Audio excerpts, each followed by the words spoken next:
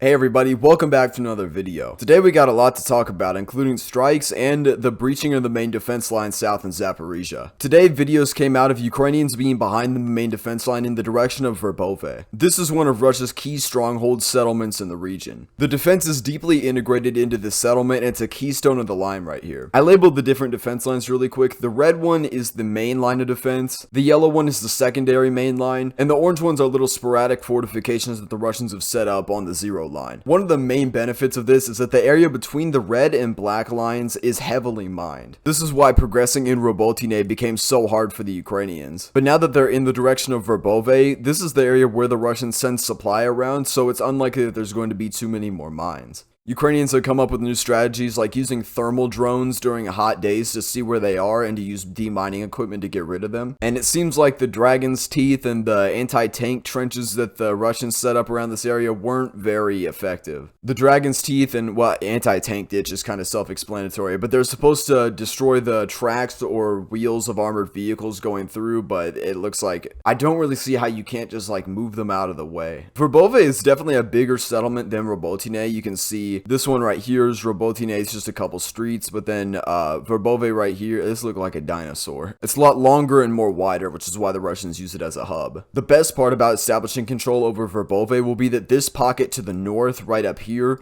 will probably have to retreat. They'll be at a danger of getting hit from two sides, and this vector north of Svatove is likely an area where these aren't prepared to defend. If I turn on the topographic map, you can see that a direct advance into Svatove may not be the best option.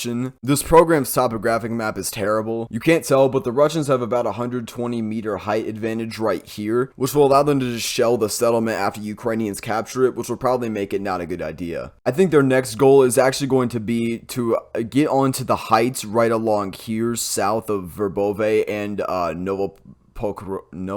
let's see, I gave up on Ukrainian on Duolingo. Novoprokopivka, yeah. And then they can work their way onto the ledge above it, which will allow them to take Svatove.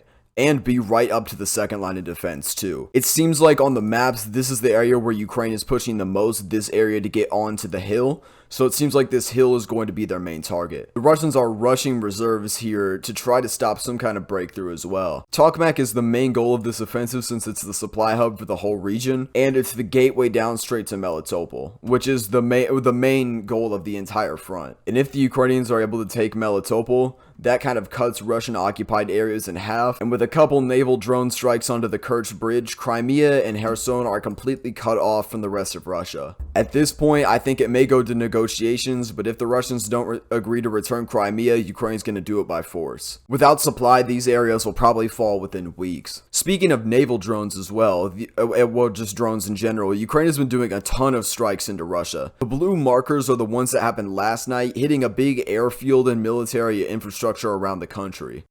I forgot what they are. I think it's like IL-76. There's some big ass planes which are designed to bring in heavy equipment straight to the front. Two of those got damaged last night. Wait, is he back?